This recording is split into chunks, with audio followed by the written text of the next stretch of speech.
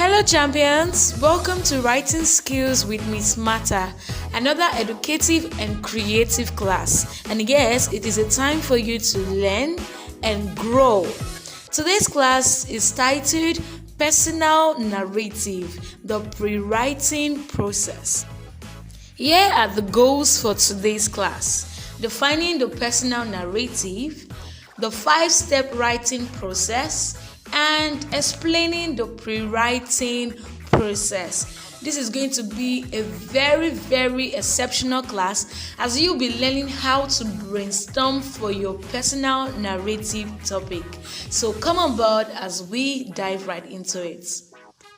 Now, what is a personal narrative?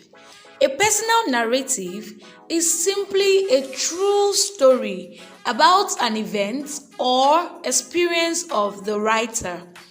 This simply means that in a personal narrative, you are expected to write something that really happened to you.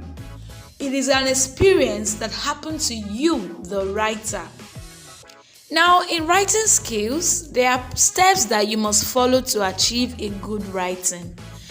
Number 1 is the pre-writing. It's a time for you to think. Number 2, first draft, which is also called drafting, a time to write. Revising, time to improve on your writing. Editing, time to make corrections. Publishing, time to share. Now, today's class will focus on the number 1 step, which is pre-writing. Now, what is the pre-writing process all about? Pre-writing simply means before writing, things that you must do before you start writing. Okay, it is a time for you to think or decide on what topic you would like to write about, and it is divided into 2 parts: the brainstorming and the planning. I said it is divided into 2, brainstorming and planning. Now, in the pre-writing process, all you have to do is to think and choose a topic, okay? You also identify your purpose for writing that essay, and also consider the people that will read your essay, your audience. You can also make research on that particular topic you want to write about. And lastly, you must brainstorm more ideas, more details to add to your writing. These are the things that you must do in your pre-writing process. Remember, I said that it is divided into 2 parts, the brainstorming and the planning. All right?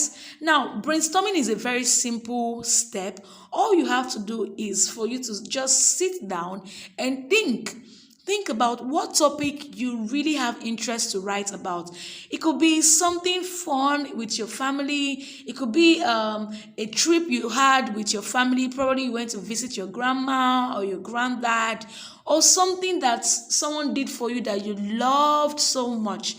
Or it could be an event that happened in your classroom or in your school. Just think about something that really happened to you and then write about it. When you brainstorm about different topics, always go with the topic that you have more details on. For example, this is my graphic organizer. I have brainstormed about 6 topics that I would like to write about. I brainstormed about kickball at recess, my birthday party, got a new toy at the store, visited my grandparents, got a new dog, watched fireworks. Now, I'm choosing got a new dog because this is a particular topic that is recent and I have more details about it. I didn't choose the rest because probably it happened some time back and I really don't have enough details about them. So I would go for the one I have a lot of details to write about. Okay, so I have finally chosen a topic after brainstorming about different topics. My topic is got a new dog. So in this essay, I'll be telling my readers how I got a new dog. Now, the first thing I want to do is to brainstorm on ideas. What happened that particular day? Now, it's important for you to always use transition words such as first, then, next, and last, so that your readers can understand the order at which things happened in your story. Okay? So in my story, the first thing that happened is my mom told me I could get a dog. That was the first thing that happened.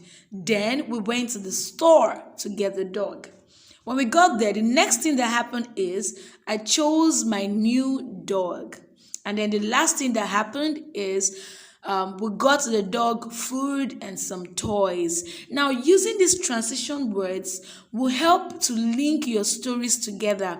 It will make your story to have an order so that your readers can really understand how your story happened. There will be a flow in your story, okay? So remember, the first thing you must do is to brainstorm on different topics that you would like to write about, and then choose the one that you have more details on. After that, use transition words to link your story in the order that they happen, okay, so your readers can understand perfectly.